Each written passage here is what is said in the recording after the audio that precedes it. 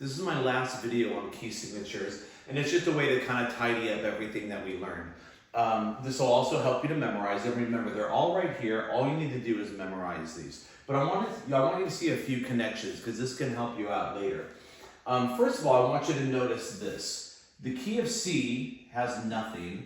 The key of C sharp has 7 sharps. And the key of C flat has 7 flats. So if you notice when I change the quality meaning natural, sharp, or flat, I either add 7 sharps or I add 7 flats. Well, watch this. Let's do the key of E. The key of E we know has 4 sharps. Well, what would be the key of E flat? And heck, just for the fun of it, what would be the key of E sharp? Well, remember, they're off by 7. So let's say I remember that E is 4 sharps. Maybe I played that game with the pen strokes, but I can't remember what E flat is. Well, E flat is 7 more flat than E. So think of this just like negative numbers. Okay, I have 4 sharps, and I'm going to add 7 flats. 1, 2, 3, 4, 5, 6, 7. If you think about them as canceling out, I'm left with 3 flats. What would E sharp be? Well, it would be 7 more sharps, so it would be 11 sharps. Now, of course, we can't have more than 7 sharps, so this doesn't exist. That's why we don't have a key of E sharp. Let's do one more just for fun. Let's do the key of G flat. Okay, I remember that G flat has 6 flats, but I can't remember the others. So I'm going to write a G here, and I'm going to write a G sharp.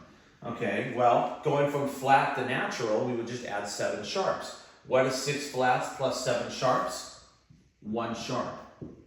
What would G sharp be? Well, 1 sharp plus 7 sharps would be 8 sharps, and of course we can't have 8 sharps, so that doesn't exist. But it's good to know, because theoretically, it's going to be 8 sharps, but it doesn't exist. However, when I teach you minors or when we talk modes, it's good to know what the major would be, because the way I'm going to teach it, I'm going to show you how you would make an adjustment to the major key. So it's good to know that a G sharp major, if it existed, would have 8 sharps. So kind of play this game and learn this. If you take a look over here, you'll notice E flat E, they add the 7. D flat D, 5 and 2, they add the 7. So when you look at the different qualities, they're always going to add up to 7. I remember that A is 3 sharps, so what's A flat? Well, it's going to be 4 flats because 3 plus 4 equals 7. So that's just a fun thing. Some other connections, if you notice, the order, C, F, B flat, E flat, A flat, D flat. C, F, B flat, E flat, A flat, D flat, G flat, C flat.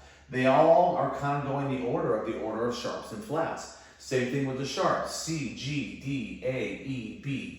C, G, D, A, E, B. Oh, I run out, so that's why we call it F sharp and C sharp for the other 2. So that's a pattern that can help you out as well. It really doesn't matter what you do to learn these, but once you learn your major key signatures, everything gets easier. Building chords is easier.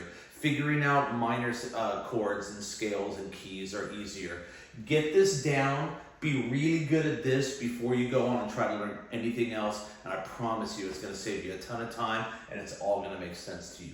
Get your major key signatures. Take care.